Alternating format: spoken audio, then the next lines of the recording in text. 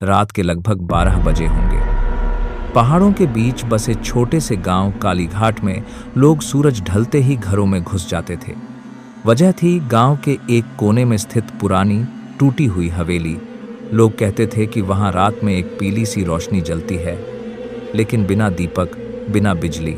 एक रात गांव का युवक वीरू, जो भूत प्रेतों पर विश्वास नहीं करता था, अपने दोस्तों से बोला, आज मैं जाकर देखूंगा कि वो रोशनी आती कहां से है। बस डराने की बातें हैं, कुछ नहीं। सबने रोका, पर वीरू नहीं माना। हाथ में एक टॉर्च लिए वह हवेली की ओर चल पड़ा।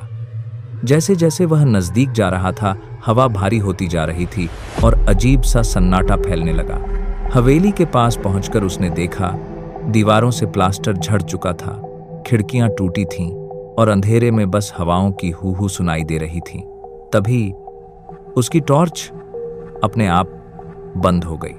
वीरू ने घबराकर उसे कई बार थपथपाया। तभी सामने, ठीक हवेली के अंदर वाले कमरे में, पीली रोशनी जल उठी, बिना किसी स्रोत के, जैसे हवा ही चमक रही हो। वीरू का डर अब जिज्ञासा में बदल चुका था। वह धीरे धीरे अंदर गया। रोशनी दीवार के एक कोने में इकट्ठी हो रही थी, मानो किसी का आकार बन रहा हो। अचानक उसे अपने पीछे कदमों की आहट सुनाई दी। कौन है? वीरू ने कांपते हुए कहा। कोई जवाब नहीं। फिर एक महिला की बेहद धीमी, रोशनी मुफ्त नहीं मिलती, इसकी कीमत चुकानी होगी। वीरू ने पीछे मुड़कर देखा, एक औरत, लेकिन चेहरा था ही नहीं, बस धुंध सी आकृति। बालों जैसी कुछ चीजें हवा में तैर रही थीं और उसकी आंखों की जगह 2 चमकते पीले गोले। वीरू डर के मारे पीछे हटने लगा। वह चिल्लाया, लेकिन आवाज बाहर तक नहीं जा रही थी, जैसे हवेली उसके शब्दों को निगल रही हो। वह औरत आगे बढ़ी और बोली, जिसने मेरी रोशनी देखी, वो मेरी छाया बनने से बच नहीं सकता। अचानक वह पीली रोशनी तेज होने लगी।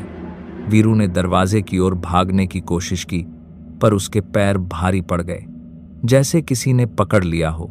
एक आखिरी चीख हवा में गूंजी और फिर हवेली की रोशनी बुझ गई। अगली सुबह गांव वाले हवेली पहुंचे।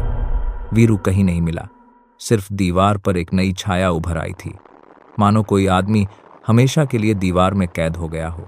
उस दिन के बाद गांव वालों ने एक और बात नोट की। अब 2 छायाएं हर रात हवेली में पीली रोशनी के साथ दिखाई देती थीं।